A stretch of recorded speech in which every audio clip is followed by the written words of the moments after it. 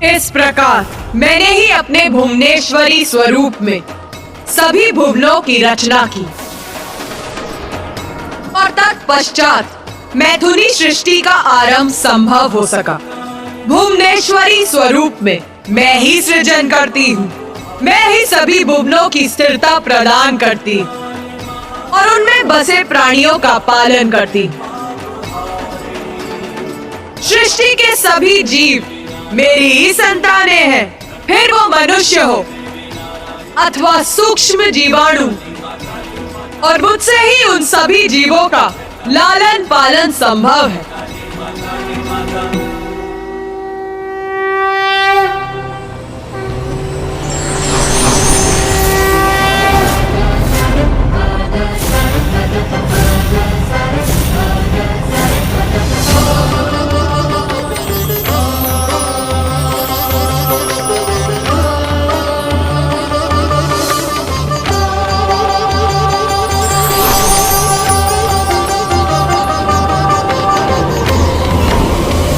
मेरे इस रूप की साधना करने वाले साधक को सर्व सांसारिक सुखों की प्राप्ति होती है।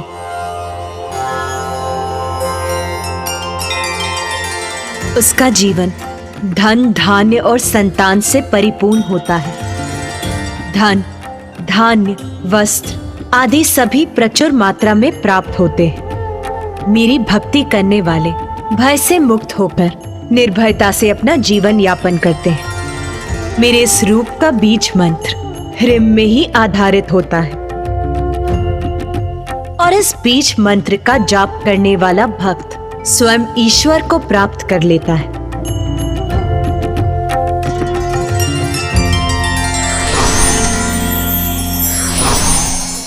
अष्टसिद्धि धर्मलक्ष्मी अरूपा बहुरूपिणी त्रिशूला पुक्कारा देवी पसानुकुसा विश्वधारिणी खड्गा खेड़ा दरा देवी घंटिनी चक्रधारिणी षोडशी त्रिपुरा देवी त्रिरेखा परमेश्वरी उद्यन्तिन्द्युतिमिन्दु किरीटां तुंगकुचां नयनत्रययुक्तां स्मेरमुखीं वरदाङ्कुशपासा भीतिकरां प्रभजे भुवनेशीम्।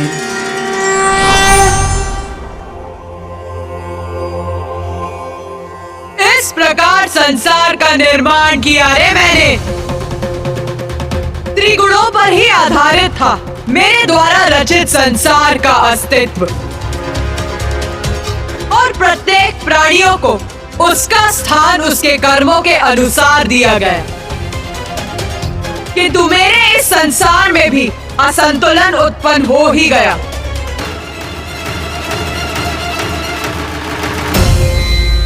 असंतुलन माता?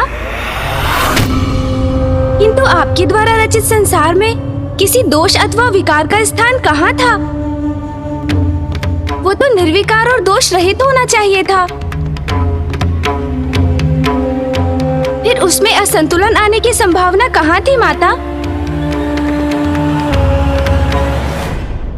त्रिगुण अर्थात सतो, रजो और तमो अर्थात सात्विक, राजसिक और तामसिक आधारभूत गुण थे मेरे संसार के। इसीलिए उसमें बसे प्राणियों में भी ये तीनों गुण प्रस्तुत थे।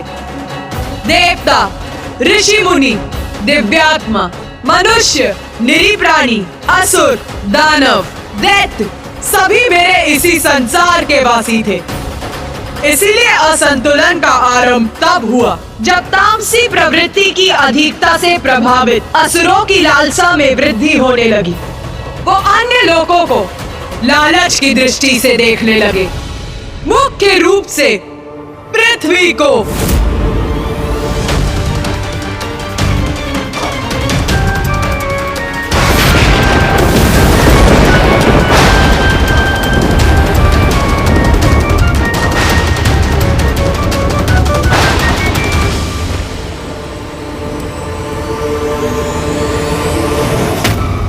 रुको! क्या हुआ? रुक क्यों गए? हमें शीघ्र ही अपने निवास की तरफ चलना चाहिए, जिससे हमारी स्त्रियां इस आखेट को पका सकें।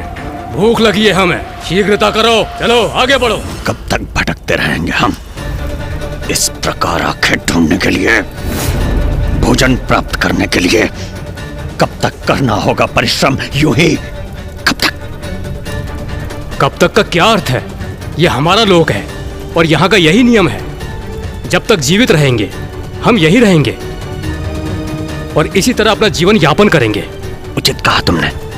ये लोक हमारा है, पर वो लोक, वो भी तो हमारा हो सकता है।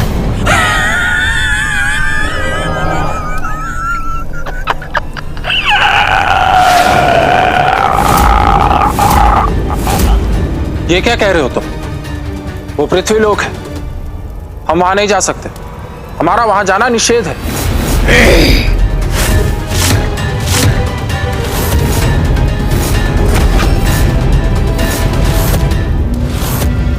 मेरी जो इच्छा होगी वही करूंगा मैं। मुझे पृथ्वी लोक पे जाना है। मुझे पृथ्वी लोक को पाना है।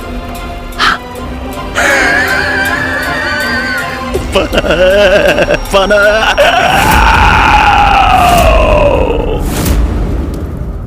माता, कौन था ये असुर जो आपके संसार के नियम भंग करने का दुस्साहस करने का इच्छुक था? असुरराज दारू।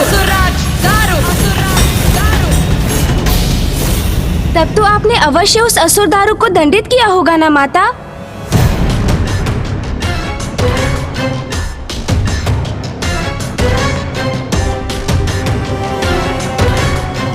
नहीं गणेश, मैंने उसकी रक्षा की। माँ ने रक्षा की उस दुष्ट असुर की? ये क्या कह रही हैं माता? उसे तो कठोर दंड का भागी होना चाहिए था।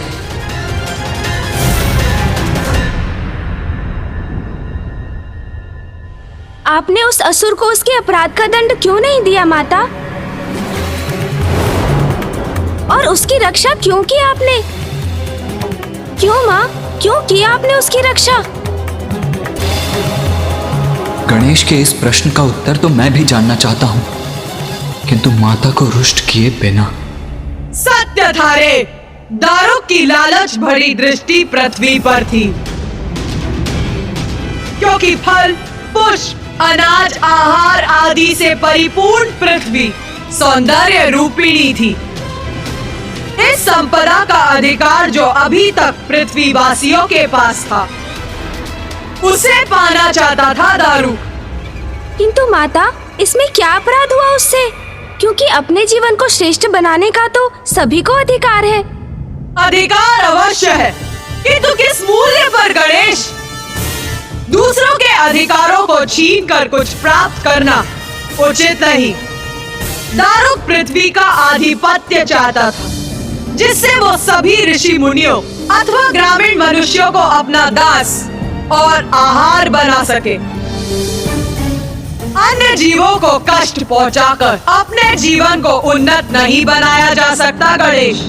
तो माता, ये सब ज्ञात होने पर भी आपने उसकी रक्षा की? हाँ, रक्षा की मैंने उसकी, क्योंकि मैं विवश थी।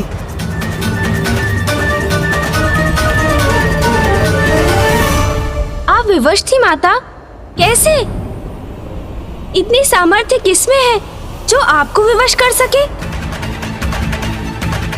क्या कारण था आपकी विवशता का माता?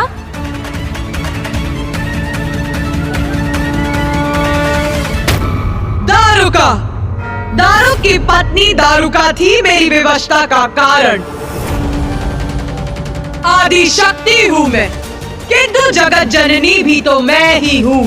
चर अचर समस्त जीवों की माँ मैं ही हूँ।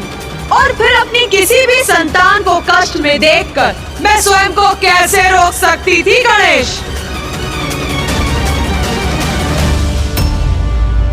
माता किस पीड़ा की बात कर रही हैं?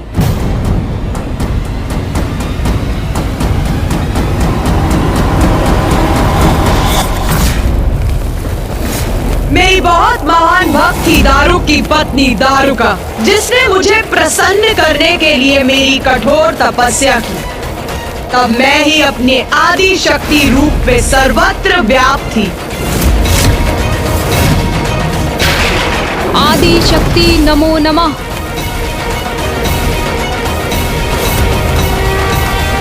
दर्शन दीजिए मुझे माता, दर्शन दीजिए।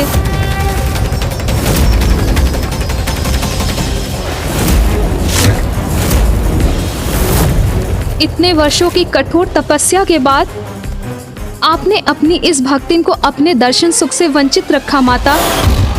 मेरे प्रति कठोर रहकर मेरी परीक्षा ले रही है माता, तो उचित है अब आप भी मेरी भक्ति की पराकाष्ठा देखेंगी माता।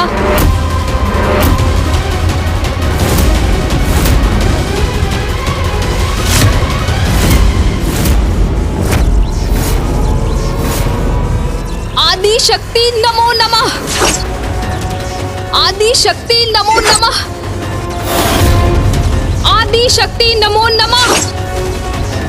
आदि शक्ति नमो नमः। आदि शक्ति नमो नमः। आसुरी थी दारुका, तामसी प्रवृत्ति का प्रभाव था उस पर, इसीलिए उसने कठोरतम भक्ति मार्ग अपनाया था। शक्ति नमो नमः। स्वयं को कष्ट पहुंचा रही थी वो। आदि शक्ति मुझे नमो उसके नमः। तप से विवश होकर उसे दर्शन देने के लिए उसके समक्ष प्रकट होना पड़ा। पुत्री दारुका, पुत्री दारुका, पुत्री दारुका। माता,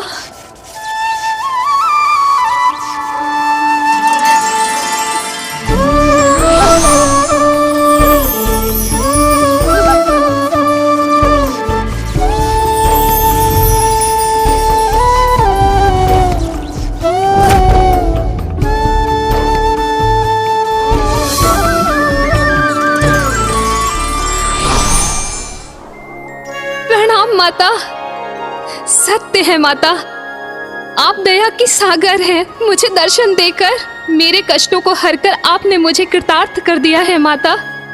मैं धन्य हो गई आपके दर्शन पाकर। मैं माँ हूँ, मेरी भक्तिन स्वयं को कष्ट पहुँचाए ये मैं कैसे सह सकती हूँ पुत्री दारुका। मैं तुम्हारी तपस्या से प्रसन्न हुई, वरदान मांगो पुत्री। माता, मेरे और समस्त असुर समुदाय के जीवन को सरल करने हेतु इस स्थान को अपने आशीष से परिवर्तित कर दीजिए माता। यहाँ सभी संपदा से परिपूर्ण एक ऐसा वन स्थापित कर दीजिए जिससे हम सभी यहाँ सहजता से निवास कर सके माँ। क्योंकि माता, हम असुर सभी आनंद प्राप्ति के सुख सुविधाओं से वंचित है, इसलिए हमारे साथ भी आपके भक्तों के समान ही व्यवहार होना चाहिए माता। अपने समस्त समुदाय के लिए निस्वार्थ भाव से वरदान मांगकर तुमने मुझे और भी प्रसन्न कर दिया पुत्री दारुका। मैं तुम्हारी इच्छा अवश्य पूर्ण करूंगी। धन्यवाद माता, धन्यवाद।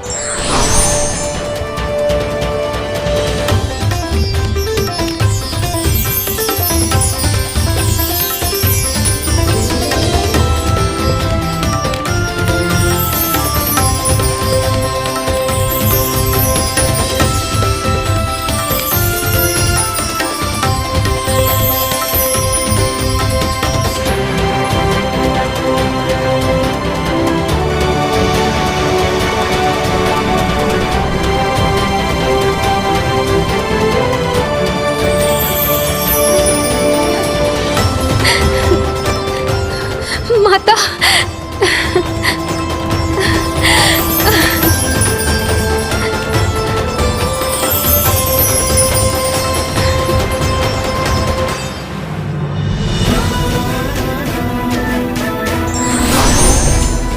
ये अब तुम्हारा वन है पुत्री दारुका। अब जहाँ तुम और तुम्हारा समस्त समुदाय जाएगा, ये वन तुम्हारे साथ जाएगा। सदा तुम्हारा रहेगा ये वन, जहाँ तुम्हें कोई भी कमी नहीं होगी और तुम्हारी सुरक्षा सदैव निश्चित रहेगी। माता, आपसे समस्त असुर समुदाय के लिए वरदान पाकर मैं कृतार्थ हुई, परंतु अब क्या मैं मात्र अपने लिए कुछ मांग सकती हूँ? अवश्य। अपने लिए क्या मांगने की इच्छा है तुम्हारी पुत्री? माता, मुझे वरदान दीजिए कि मुझे आपकी शक्ति का अभयदान सदैव प्राप्त होता रहे और मुझ पर कोई भी संकट छाए तो सदैव आप मेरी रक्षा करने आए। इसके लिए तुम्हें वरदान मांगने की कोई आवश्यकता नहीं। अपने भक्तों के लिए मैं सदैव रक्षा कवच बनकर प्रस्तुत होती हूँ। इसीलिए जो तुमने मांगा वो मैंने दिया। आपको कोटि कोटि धन्यवाद माता, आपको कोटि कोटि धन्यवाद। तथास्तु। कल्याण हो पुत्री।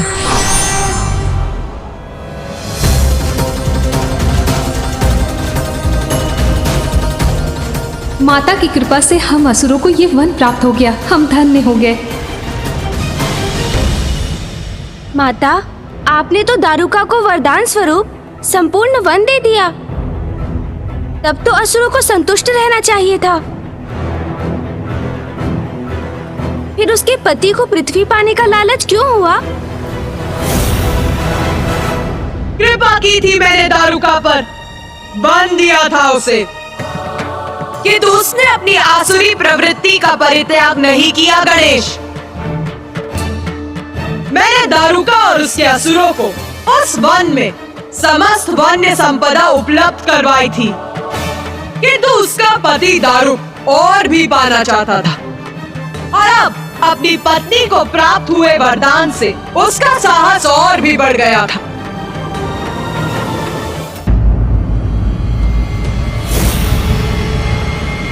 तू क्यों विचार मग्न खड़ा है रे?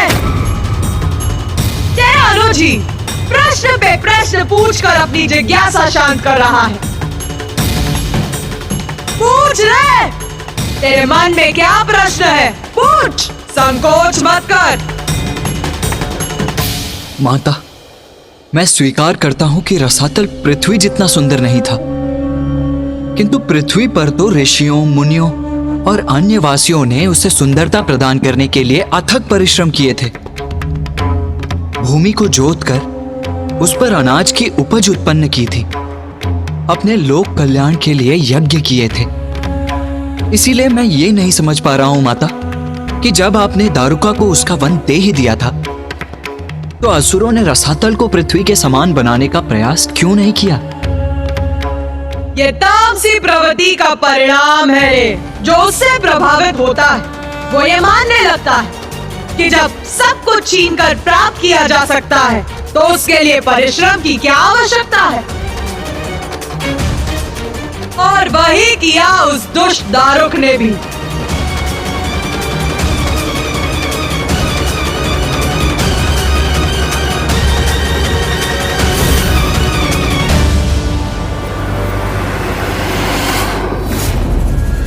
मेरे प्रिय असुरों, कोई नहीं, हमारा विनाश कोई नहीं कर सकता। क्योंकि मेरी पत्नी के कठोर तप के कारण स्वयं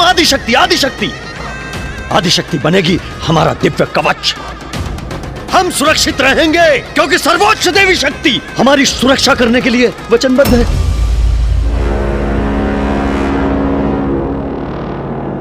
किंतु असुर श्रेष्ठ, हमें पृथ्वी पर आक्रमण करने की आवश्यकता क्या है? हमारे पास भी तो यह सारी संपदा है। अवश्य है, किंतु सोचो, क्या यह मात्र एक वन हमारी संपूर्ण असुर जाति के लिए पर्याप्त है? मेरी पत्नी ने इतने कष्ट उठाकर घोर तप किया, आदिशक्ति ने उसे क्या दिया? ये एक वन, जिस वन में हम अपना भोजन जुटाने के लिए संपूर्ण जीवन आखेट करते रहे, विवश होते रहे, श्रम करते रहे। क्यों?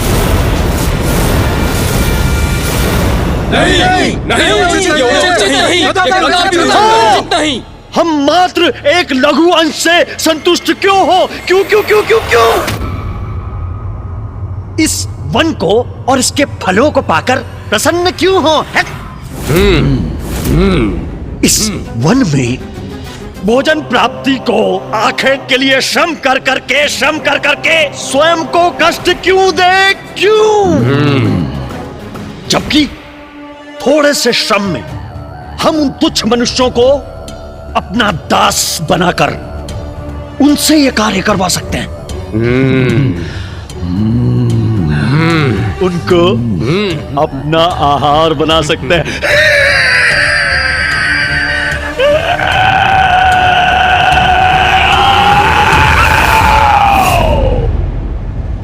असुर श्रेष्ठ दारूक उचित कह रहे हैं। हम पृथ्वी पर आक्रमण करेंगे। आक्रमण करेंगे पृथ्वी पर हम। पृथ्वी को अपना बनाएंगे हम। आज बनाएंगे उन्हें अपना। आहार बनाएंगे उन्हें अपना।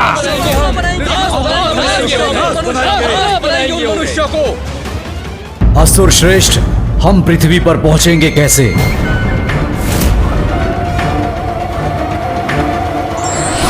उसकी चिंता आप मत कीजिए स्वामी।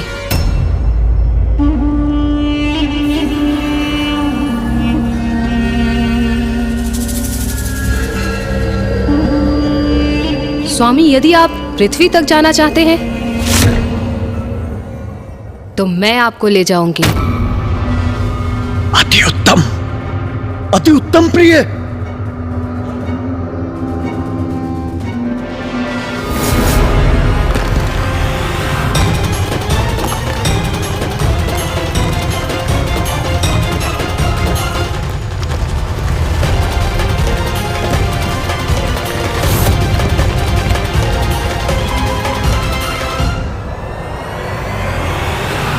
माता के वरदान का अनुचित लाभ उठाना कहीं पृथ्वीवासियों को संकट में ना डाल दे।